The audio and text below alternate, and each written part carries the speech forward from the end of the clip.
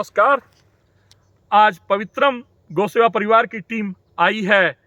हमारे अभिन्न कार्यकर्ता, सहयोगी और हम लोग सबके जो टीम है हमारी पवित्रम गौ सेवा परिवार की, उसमें विलमैन कहे जाने वाले, जिनके विल पावर की दाद हम सब देते हैं, जय चौधरी जी के द्वारा आरंभ किए गए इस प्रकल्प में जो चारों तरफ जहां तक आपकी नज़र जा रही है, यह प्रकल्प इनका फैला हुआ है।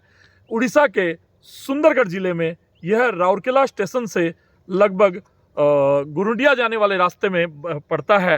राउरकेला से बस लेनी होती है यहाँ आने के लिए, और बस से उतरने के बाद पूर्णाबेड़ा नामक जगह पर उतरना होता है, और वहाँ से लगभग 5 किलोमीटर अंदर यह गांव है। उस गांव में इनका यह प्रकल्प है, आर्य कृषि एवं गो अनुसंधान गो विज्ञान केंद्र। और ये देखिए इन्होंने किस प्रकार ये चालू किया, किस प्रकार इनको प्रेरणा मिली, क्या क्या कार्य ये यहाँ करते हैं, इस विषय में हम लोग जय चौधरी जी से ही सारी बातचीत जानते हैं, ताकि उनकी प्रेरणा हम लोगों को मिल सके और उनकी प्रेरणा से अन्य भाई लोग भी इस प्रकार का कार्य कर सकें। मैं जय चौधरी जी की ओर मुखातिब होता हूँ। आइए। जय भाई, सबसे पहले आपको नमस्कार। मैं यह जानना चाहता हूँ कि आप रांची जो महानगर जैसे बड़े शहर में एक लग्जरियस लाइफ जीते थे और कंप्यूटर व्यवसाय से जुड़े हुए थे, बड़े व्यवसायी थे, वहाँ से आपने अपनी लाइफ को ये स्विच ओवर कैसे किया, कैसे ये धारा को आपने मोड़ा और ये आप गौ सेवा और कृषि वाले क्षेत्र में किस प्रकार आप आए? नमस्कार, मैं रांची से जय चौधरी। अभी हम लोग उड़ीसा के राउरकेला से 35 किलोमीटर की दूरी पर एक गांव है बागलता ग्राम, जो उड़ीसा के सुंदरगढ़ जिला के लाठीकटा ब्लॉक के अंदर आता है। हम लोग वहाँ पे भी हैं। ये मेरा फार्म है जो 25 एकड़ में फैला हुआ है।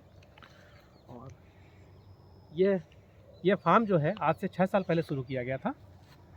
फार्म को शुरू करने के पीछे हमारी सोच यह थी कि हमारे समाज से जो गायें हैं, जो समाज से बाहर हो चुकी हैं, मैं बात कर रहा हूँ देसी गायों की, जो हमारे समाज से बाहर हो चुकी हैं, जिसको आज के दिन में लोग अनवायबल या अनसस्टेनेबल बोल के अपने पास नहीं रखते हैं, उनको कसाईयों को बेच देते हैं, सड़क पे प्लास्टिक खाने के लिए या घूमने के लिए आवारा छोड़ देते हैं। हम उनको रिस्पेक्ट नहीं करते हैं, लेकिन हम उनकी वैल्यूज़ को समझते नहीं हैं। गायों के जो गोबर और गोमूत्र हैं, उसके जो औषधीय गुण हैं, उसमें जो तत्व पाए जाते हैं हमारे मिट्टी के लिए, हमारे एनवायरनमेंट के लिए, उसके रिचनेस को हम समझ नहीं पा रहे हैं। इसीलिए हमने उनको छोड़ दिया है और गाय के नाम पे हम लोगों ने विदेशों के कुचक्र के द्वारा प्रतिस्थापित किए हुए ऐसे जानवरों को लेकर आ रहे हैं जिनका ना गोबर काम का है, ना गोमूत्र काम का है, ना दूध काम का है, और वो गाय हमेशा बीमार रहते हैं।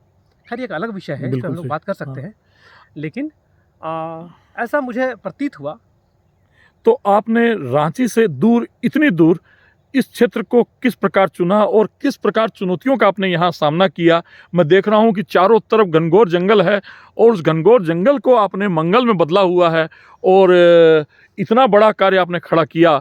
इसकी आपके अंदर एक इतनी शक्ति, विल पावर कहाँ से आई और उतनी दूर आप यहाँ इस प्रकार कैसे पहुँचे? देखिए, इसका सीधा जवाब अगर कुछ शब्दों में दिया जाए तो ये है कि आप या हम इस धरती पर क्या करते हैं, ये पूर्व नियोजित होता है। ये ईश्वर तय करते हैं कि आप क्या करने वाले हैं और आपको कहाँ कैसे इस्तेमाल किया जा सकता है। ये सब ईश्वर द्वारा नियोजित होता है। इसको हम लोग कम शब्द में इस तरह से कह सकते हैं। और यहाँ पे हम लोगों को आराम से ज़मीन मिल गया, अच्छे टर्म पे ज़मीन मिल गए, गाँव वाले मिल गए जो हमें सहायता करते हैं। मैंने रांची में भी प्रयास किया था ज़मीन देखने का, ज़मीन खोजने का, लेकिन उस तरह की ज़मीन वहाँ हमें नहीं मिल पाई। उस तरह की वहाँ पे व्यवस्था नहीं हो पाई हमारे लिए कि हम वहाँ पे शुरू कर पाए, और यहाँ पे हो गया और हम आ गए। ये दैव कृपा कहेंगे आप। यहाँ पर आप क्या क्या कार्य कर रहे हैं? गौ सेवा में की दृष्टि से क्या क्या कार्य कर रहे हैं और कृषि की दृष्टि से क्या क्या कार्य कर रहे हैं? हम लोग यहाँ पे स्पेशली कृषि के बारे में या गौ सेवा के बारे में ऐसा कुछ नहीं कर रहे हैं। हम लोग यहाँ पर एक इकोलॉजिकल सिस्टम बनाने का प्रयास कर रहे हैं जो पूरी तरह से प्राकृतिक हो। जी, ठीक है। इसमें क्या है कि प्रकृति में आधारित जितने भी तरह के जीव जंतु होते हैं, चाहे वो चिड़िया हो, वो दूसरे तरह के जीव हों, वो जीव जंतु हों, कीट पतंगे हों, गाय हों, विभिन्न प्रकार के प्रजाति के पेड़ पौधे हो, जिसमें वानिकी भी है, जिसमें हॉर्टिकल्चर भी है, जिसमें सब्जियों की खेती भी है, जिसमें विभिन्न प्रकार के ऐसे पेड़ पौधे या जानवर हैं, उनको एक जगह पर लाना ताकि वो सब अपने प्राकृतिक आवास में प्राकृतिक रूप से और बिल्कुल सहज रूप से रह सके एक दूसरे के साथ, जिसे इको साइकिल हम लोग कहते हैं, जिसको वो हम पूरी इको इकोसिस्टम साइकिल, पूरा इकोसिस्टम जी। मेंटेन हो सके। एक इकोसिस्टम मेंटेन किया रहा है जिसके केंद्र में कहीं ना कहीं गाय है।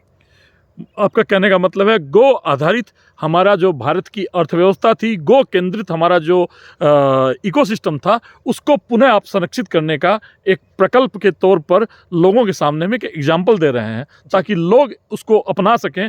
आपके मॉडल को देख करके अन्य लोग भी इस प्रकार के मॉडल चालू कर सकें ताकि लोगों को एक प्रेरणा मिल सके। बहुत सही। हमारे यहाँ ऐसा कहा जाता है कि गायों को पालना बहुत महंगा है।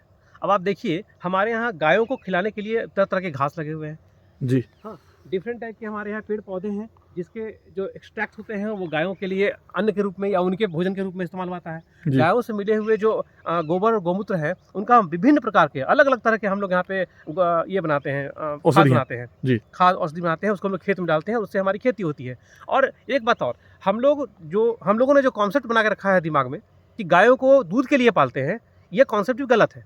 हमारे यहाँ दूध बिल्कुल कम निकाला आता है, बहुत थोड़ा सा दूध हम निकालते हैं जिसको हम लोग सिर्फ आपस में यहाँ पे पी सके। वो मैंने देखा सुबह से कि आपके यहाँ पे दूध का कोई कार्य ही नहीं हो रहा है। अच्छा, गोमाताएं अभी सारी आपकी कहाँ गई जो घूम रही थी? सारी अभी अपने घर चली गई।